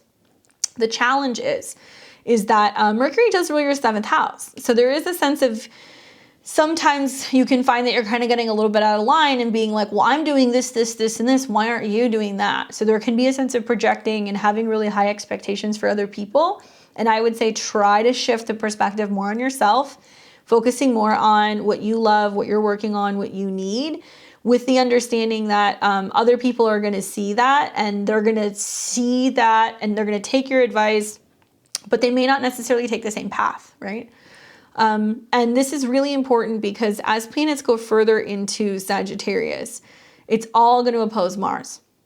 So it tells me that you could literally be at a distance from a romantic partner, that you might be taking space from them, you might be really overwhelmed with work, or you're really focusing on yourself, so you just can't really be around them all the time. It can also mean that as Mars is going retrograde, that you have partners that are really kind of pushing you to get outside of your comfort zone. The positive is that if you guys aren't on top of each other all the time, absence will make the heart grow fonder, and you can find that the time away is actually really adding a little bit more sweetness to the time together. Those of you guys who are single and you're not in relationships, you might be finding people who are literally coming back from the past, or people who are kind of coming in and they're pushing you out of your comfort zone. And they might say, it's not all about you, it's about me too. Okay, so just realize that things can get a little combative with some of those oppositions. These planets will continue to move through Sag, and they will also square Neptune and Jupiter. So you've got a fixed T-square, literally, where Jupiter and Neptune in your 4th house of emotions, home, family, the past, the emotional soup, so to say, is squaring you, and it's also squaring Mars. So something about the past not being healed, or being really emotional or lost, or not knowing where you want to be living or what feels like home, or just kind of really dealing with, your private emotions behind the scenes is somehow affecting, your relationship to yourself and to another person. It's going to be interesting for some of your guys' solar returns, because you're going to see this opposition to Mars that's going to be 7 houses away, which is relationship oriented. And then also a square to Jupiter and Neptune, which does kind of suggest that without the dissolving and the healing and the expansion, or the willingness to kind of finally deal with some emotional situation, you don't really get to reap all of the sweetness of relationships and partnerships. So I would really recommend Sag rising, Sag suns, whatever. Like if you guys have a Sag rising or a Sag sun, especially for your solar return, it's a good idea to look at that chart to get an idea of like what's dissolving and like who's pushing you to make some of these changes. You may feel confused about where home is and what you want in relationships, and you might feel like everything's kind of in limbo, and that's okay. Really watch for that full moon that's coming in next month in Gemini. I'll do a video on it, but that's going to be very impactful for Sag risings and their relationships. And in many ways, it may take until the better part of March for you to figure out what relationship you want to be in and where you want to live, and that's okay. For right now, focus on how you're communicating, speak kindly to yourself, really be in tune with what your goals are, holding yourself accountable, and also realizing that there needs to be a balance between mind, body, and spirit. And that if you're just working 24/7 and not paying attention to what your body is saying, then things are going to get a little challenging for you. And the cards say, Temperance, of course. Balance, harmony, healing, right? So literally, I mean, I'm looking at all these planets that are quincunx and in conjunct the North Node and Uranus in your 6th house, where a scheduling hiccup, a crisis with a pet, issues at work, a health problem literally can crop up as a result of these inconjunctions to get you to take time to actually acknowledge and work through something and deal with it. And I think that that's what temperance teaches us, that everything is about moderation and balance and the appropriate timing and taking your time to work through something, whether it's like really healing a past issue or it's just taking the time to kind of unwind and not feel like you're always grinding. Temperance wants you to slow down and really kind of find a little bit more balance in your daily routine, okay? Sobriety can be a big thing with this as well, by the way. Hopefully that's helpful for you, Sag.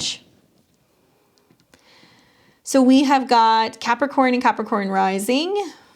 we have Mercury and Venus moving through the sign of Sagittarius, moving through your 12th house. This can be really interesting. The 12th house is the subconscious zone. It's what's hidden, what we do not see. For Capricorn and Capricorn rising, we have planets that are moving 12th house to either your sun or your ascendant. If it's your birthday next month as a Capricorn, really what's going on is this is the cosmic clearing right before your birthday. So there can be things that come to an end as planets go through the 12th house. For Cap risings, some similar stuff. It may not be your birthday, but you see a similar effect where stuff is kind of clearing out right before they come into Capricorn. The 12th house, sleep, hidden realm, stuff where we see endings. It's about what goes on private, behind the scenes. It deals with kind of like the attic in our minds, things that we need to kind of clear out or things that we're not aware is kind of going on up there.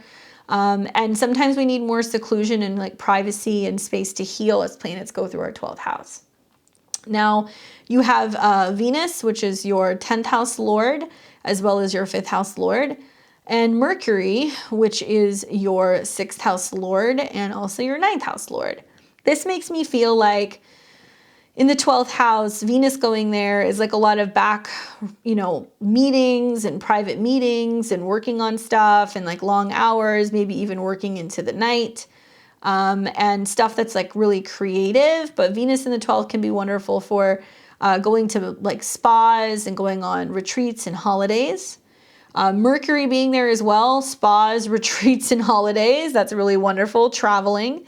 And Mercury rules your 6th house. Now, for Capricorn risings, Mars is going retrograde in your 6th. So a lot of you guys are dealing with health issues. You're kind of working through health issues or changing of jobs or making changes with your schedules or your habits. So as all these planets go into the 12th house, if you're having health problems, sometimes it means that you need to go to a health center or you go to a private doctor's office or, hopefully not, but touch wood, some people end up going into like a hospital or going into a therapy room or a surgical center or things like that. This can be also talking about working with like hypnotherapists or healers and other people who can kind of help clear things on a spiritual level or while we're sleeping. So if you're dealing with things that are bothering you from the past, if you're trying to quit smoking, limit your eating, like make changes in your routine, hypnotism can be really helpful during these transits if that's something that you guys are open to. Now, something you're going to see is as planets go deeper into Sagittarius, it's going to oppose Mars, which means that it's possible there's something going on with like a sibling or a family member that can be in another place. They may need to go through some kind of like healing themselves, or they may need to rest or get some kind of recuperation, which can challenge and make it difficult for you to maintain a regular routine. So if you hear that somebody is sick and they need some assistance and you need to, go and see them, it can disrupt your work routine is kind of the feeling that I'm getting. This might also involve having to kind of communicate more with either siblings or coworkers to be able to kind of pivot and make some of these adjustments that you need to make. As planets go deeper into Sag, it'll square both Jupiter and Neptune in your 3rd house. So to me, it also represents like challenges in communication and whether or not people are picking up the phone or responding to emails, or whether or not you're dealing with like difficult siblings or other relatives that you need to be communicating with if there is something challenging going on with the family. This can also be problems that you're having with cars or your neighborhood. And I would say watch vehicles and things like that. This is also visibility issues. So you can also be a sign that deals with issues with weather while you're traveling, whether that's by car. If you are, be very careful because this is more accident prone. Or by plane, which makes me feel like, especially if you're traveling internationally, there can be some challenges and some delays as a result of weather or forgetting documents. So be very careful with that. If you're in a rush and you need to go somewhere, you get to the airport and you realize you don't have your passport, you forgot your ID, you don't have your tickets, things like that. These things can happen. So watch for some of those things. And for the most part, I would say like actually the Sun and Venus is a really wonderful time to be like, I'm taking a couple days off. I'm going to the spa. I'm getting out of town. I'm getting lost in a book, or I'm learning something, or I'm watching a lot of movies or films. Venus in the 12th house can be wonderful also for like bed pleasure. So there can definitely be a little bit of room for romance behind the scenes, but it's definitely very much behind the scenes. Let's take a look at what the cards say.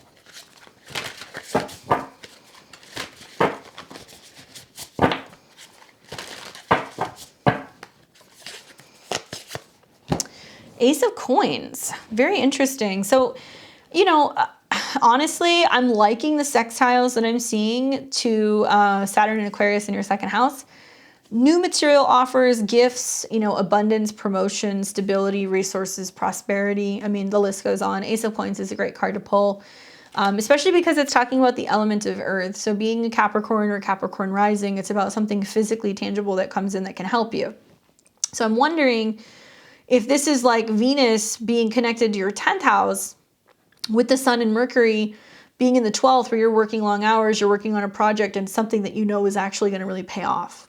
And maybe you're working into the evening or into the night, but the sextiles to Saturn is like, it's going to be worth it. You're going to see that there's going to be some kind of like material reward on the other side, or something that's definitely going to pay off. And you're going to be feeling very fulfilled and very abundant as a result of that. Money, resources, gifts, inheritances. I mean, that's something else that can happen, especially because the Sun is involved and that represents other people's money.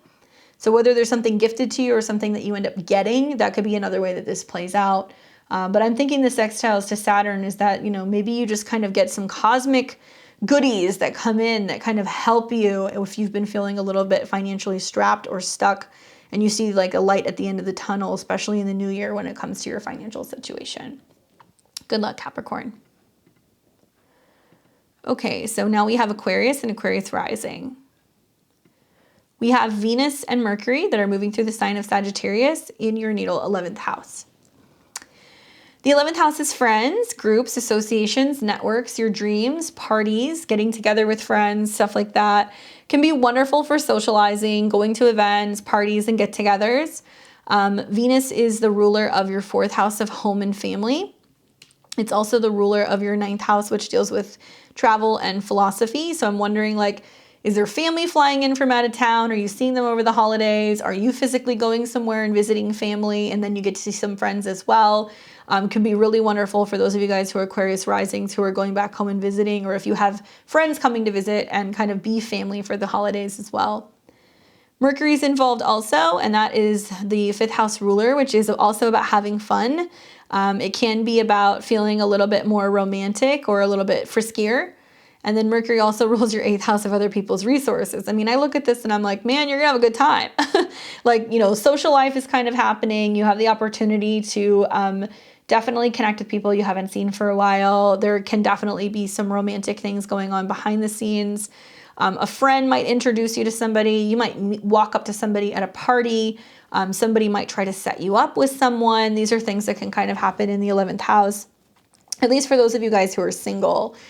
Those of you guys who are in relationships, because the Sun is involved, it can be that, you know, maybe you're bringing somebody home for the holidays and they're meeting your family and your friends, or vice versa. You might be going and starting to kind of integrate more into somebody else's life and family and friends, and there is like this merger of culture and different places. So you might be physically going somewhere or having people from other places kind of come and learn more about them. Even if they live in another state, culturally there's going to be some differences because of this being in Sagittarius.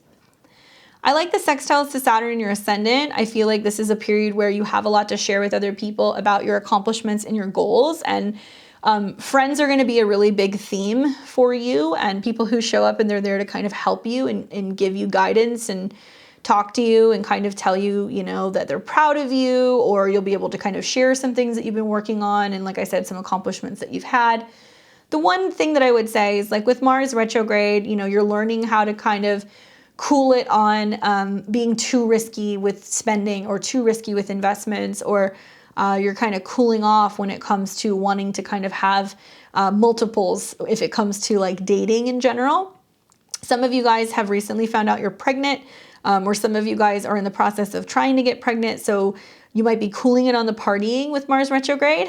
So with the oppositions to all these planets in your 11th house, it could be like all of your friends are, you know, having a good time drinking, and you're like, okay, I'm not doing that, you know, because I'm pregnant, or because you're focusing on shifting your energy elsewhere, that you're either more focused on the family that you have, or your own business, or, you know, somebody that you're dating. And you're going to find that as planets go through Sag, they'll oppose Mars, and then it'll start coming into a square with Jupiter and Neptune.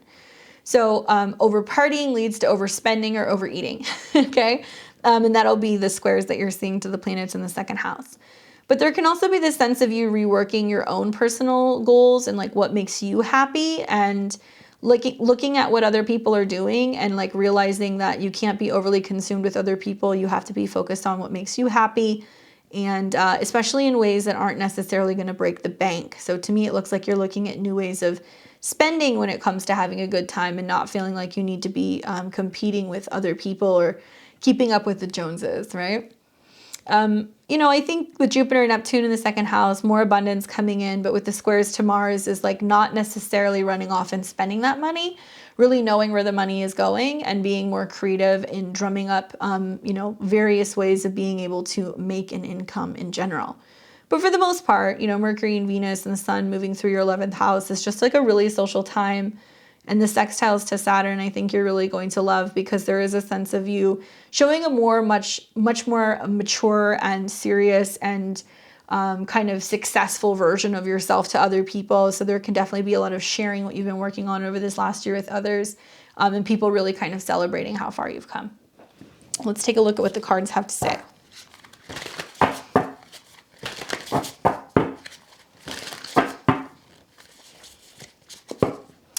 Ooh, the Hierophant.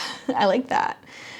Spiritual wisdom, belief systems, knowledge, convention. I mean, you know, very social Saturn type things. This is actually a card that's associated with Taurus, which is interesting, but I could see how this is kind of talking about also those oppositions and the inconjuncts that are happening to both the North Node and Uranus in the fourth. There is still rumbles of things changing on the home front and with the family here. And so I think maybe what it's saying is that maybe you're sharing that with people, and how like maybe you've changed your priorities, and maybe you're talking more about how you're more focused about your private life or your home or your family or property in some way, or what you're building from home. And that is like very different than like what you used to do. But the Hierophant's also about like structure and order and giving good advice. And so I could see where there's like a lot of you spending time with a lot of people, and maybe friends are asking you like, how did you, you know, like break off from that relationship? Or like, how did you turn your life around? Or how did you overcome that situation? And you're giving advice to people about what you've learned over the last 2 years, and, you know, where you've really grown and how you've grown to mature more. I guess that's kind of the vibe that I'm getting. So it does look like it's a good thing. It looks like people are going to be seeking your advice, and it looks like you have a lot to share with others. And a lot of people are going to be really kind of applauding you for what you've been able to kind of overcome. And they're going to see a version of you that is very like noble and wise. Okay. Looks good, Aquarius. Let me know how it goes. And now we've got our Pisces. All right. So Pisces and Pisces rising, you have got so many planets in Sagittarius, moving through your 10th house. Venus is here in the 10th house, really kind of putting a spotlight on anything that you're doing professionally, more harmonious relationships out in the professional world, getting a little bit more love when it comes to projects and negotiations and just presentations. And we've also got Mercury here. So Mercury and Venus coming together, very interesting. Mercury rules your 7th house of relationships and partnerships. It also rules your 4th house of home. So it looks like something about your home and your partnerships are becoming very public. So you might be changing your Facebook status. I'm in a relationship. It might be that you're letting people know I've launched a new business, or I'm moving to a new home. Like there can be some public announcement that you're making about some of this stuff. And then Venus, which rules your 3rd house of communication and travel, and your 8th house of change and transformation, I definitely think that's like doubling down in telling people where you're moving, or look at this car that I bought, or, you know, I'm married, or I accepted this new position. I mean, such amazing energy for Pisces rising. You know, Jupiter's back in your sign. You've got all these planets in the 10th house, which is really focusing on your career growth. Wonderful time to like make, you know, statements, or launch campaigns, or publish something, or, you know, tell people that, you know, you have a new service, especially right after that new moon in Sagittarius. I would wait until after the 23rd, but that's setting the stage for that.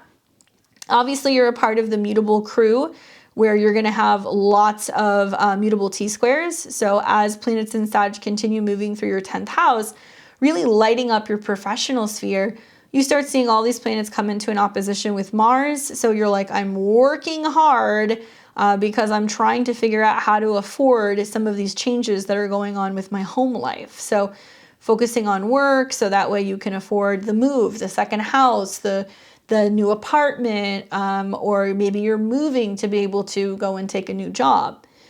In the midst of that, you'll also see all the squares to Jupiter and Neptune in your sign. Very interesting because these are the focal points. So a little bit of faith gets you a long way. Like there's a need for you to meditate, visualize, keep the faith, pray, all that stuff. And it's going to be about your vision. So if you're a Pisces rising, you have to keep asking yourself, is this the kind of professional life that I want to be building? Is this the kind of home life that I want to be building? And by the time these peak squares kind of come back again, so this will be the second Mars square that you're going to experience right around the end of November. So this will be like the 29th of November through December 4th. You'll see a repeat of when you had the Mars-Neptune squares that were taking place the first time around. So we've got some of those squares that's actually setting up this week. So you're going to see Mars square Neptune again. Perception issues, being like, actually, I don't want to live there, or actually, I would rather focus on work. I'm not so interested on home and family. There can be some challenges going on with relationships because Mercury rules relationships and Venus is partnering. As they move through Sag and they oppose Mars, you might have like a difference of opinion on where you want to live or some challenges on the home front. And there can be some flippy-floppy with, who's living with you, who's not, if you're relocating, if you're not, if you're changing jobs, if you're not, you'll see stuff's going to change. Similar to what I would say for Virgo rising, you really benefit by being flexible, really all the way through March of next year when it comes to where you're living. And I say that because Mars is going retrograde, so it can symbolize a few moves or having to live somewhere temporarily before you really figure out where you're going to be next year. And everything comes down to your perception. So be focusing on visualizing the life that you want. But for the most part, Jupiter back in your sign and a ton of planets in your 10th house, which will eventually square Jupiter, means you're going to get a lot of visibility. Like something about your career life can feel larger than life over these next few weeks. And I think that it's giving you an opportunity to just really put yourself out there, heal with the trines to Chiron, any issues of where you may not feel good enough, and finally have some breakthroughs when it comes to your finances and also your self-esteem.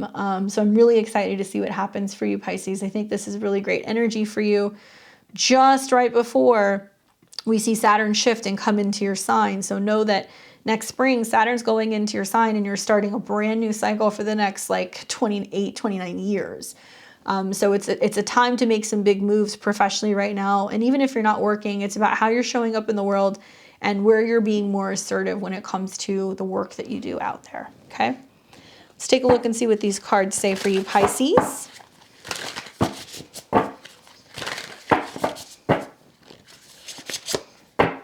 Oh, wow, I love it.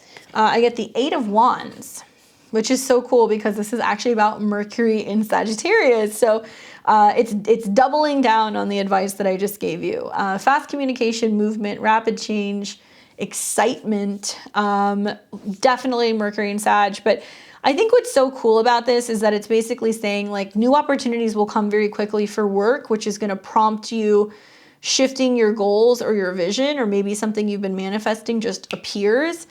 And the only real challenge I see is that it's going to oppose Mars, which means like you may have to kind of pivot or shift something in regards to where you're living, but it's a good thing because it's giving you the opportunity to kind of move around and be more active, but also see the expansion that you've really been looking for at work. So really great opportunities for just good news to come fast, good movement to be happening, shifts that are really for the better, and they're helping kind of expand and kind of more align with what it is that you have been praying for or kind of visualizing when it comes to either your public life, your career, or just how people see you, and finally feeling like you're kind of finally getting into the life that you have always dreamed of having. So looks quite positive for you, Pisces.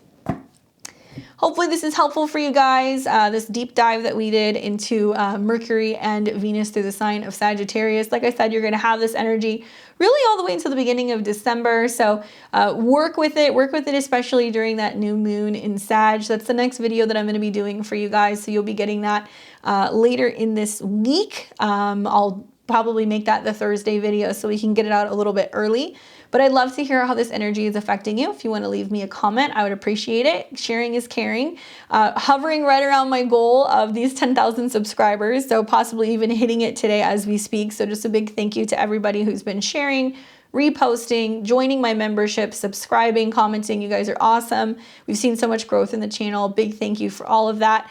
And I guess I will see you guys in just a couple of days time. So I will leave it at that for today. Otherwise, be well, and I'll see all of you very soon.